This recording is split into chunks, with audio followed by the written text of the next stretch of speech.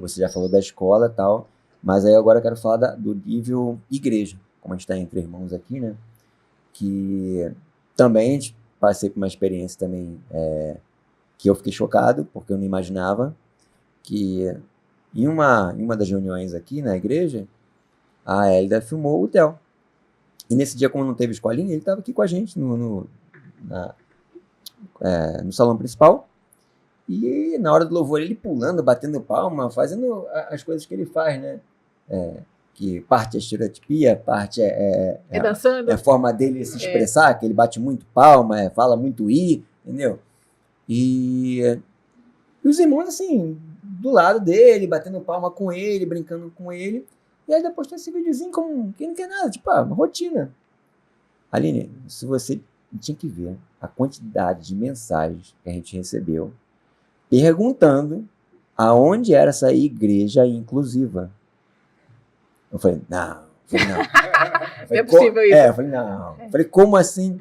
Eu falei assim, igreja inclusiva é igual você falar entrei pra dentro. Isso aí. A igreja já é inclusiva. Não existe igreja que é inclusiva. Não, a igreja, se a palavra é igreja, já é inclusiva. Ou então não é igreja. Tem alguma coisa errada. Ser, né?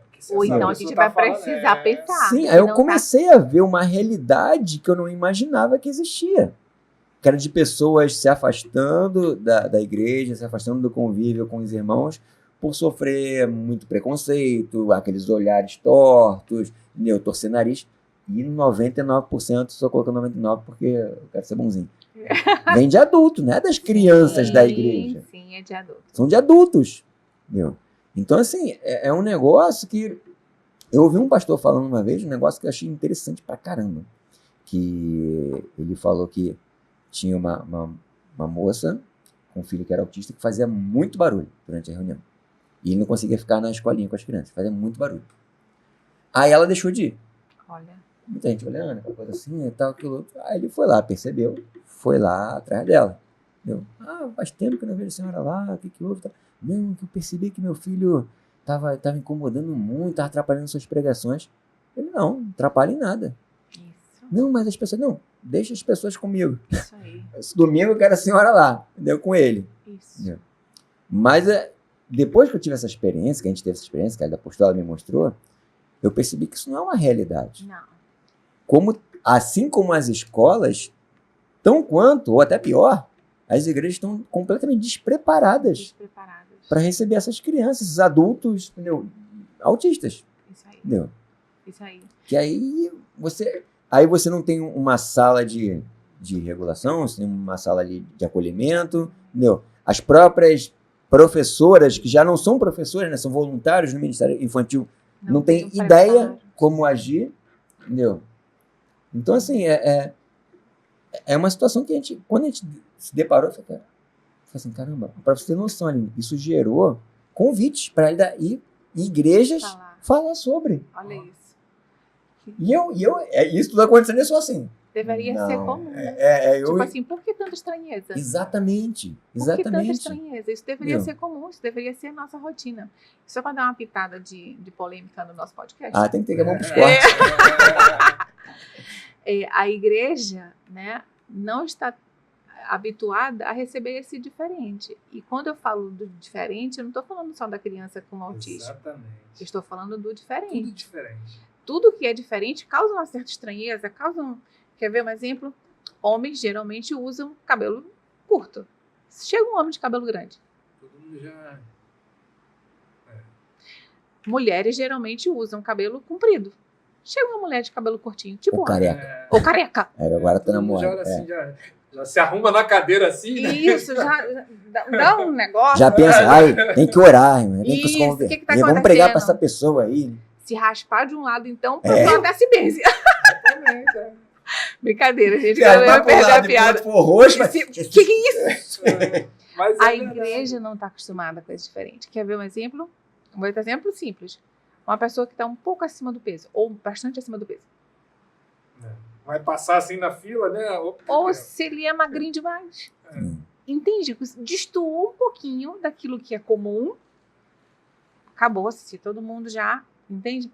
E num contexto de igreja, a gente vai precisar pensar sobre isso, né? Porque nem todas as pessoas que chegam vão chegar naquele modelinho.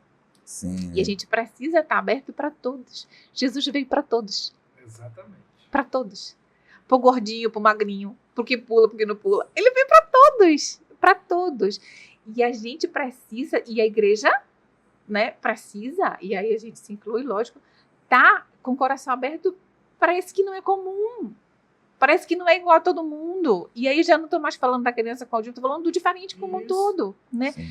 A gente precisa se abrir, né? A gente precisa acolher. E não tem que ser estranheza, e não tem que causar nenhuma estranheza. Se a gente já É ali que essas pessoas têm que estar. É ali. o melhor lugar para estar. É o melhor E a igreja tem que abraçar. abraçar.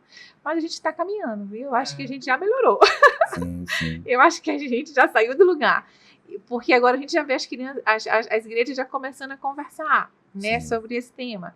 A gente já vê que algumas igrejas já estão se organizando para ter um ambiente de acolhimento para essa criança com autismo, caso ela entre em crise. Isso é uma coisa de agora, né? Sim, Há um tempo atrás a gente sim. nem ouvia falar, né? Então eu acho que quanto mais a gente conseguir conversar sobre isso, inclusive dou parabéns a vocês pelo podcast, a gente pode falar sobre isso, né? Acredito que muitos cristãos vão ver, muitas igrejas, né? As pessoas que estão representando a igreja vão ouvir.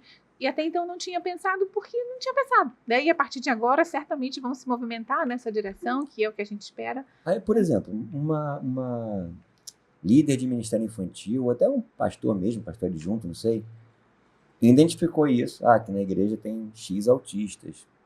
A gente não tem ideia como tratar, a gente não quer deixar assim. A gente precisa orientar tanto a igreja como, de uma certa forma, treinar as professoras. O que eles buscam? O que é um curso de mediação? O que vai procurar para poder entender um pouco melhor sobre? Perfeita essa pergunta, Anderson. Eu penso que, em primeiro lugar, a gente precisa conversar sobre as sensações, né? Porque neste ambiente de igreja, né, vai ter a bateria, vai ter a guitarra, vai ter... Então, a gente não pode deixar de informar, né? A informação, como a Edmar já falou, a informação é o que não pode deixar de ter, né? A gente precisa que esses professores, que esses irmãos estejam bem informados, né? E conversar sobre as sensações, eu acho que a gente não pode deixar de ter esse bate-papo, né?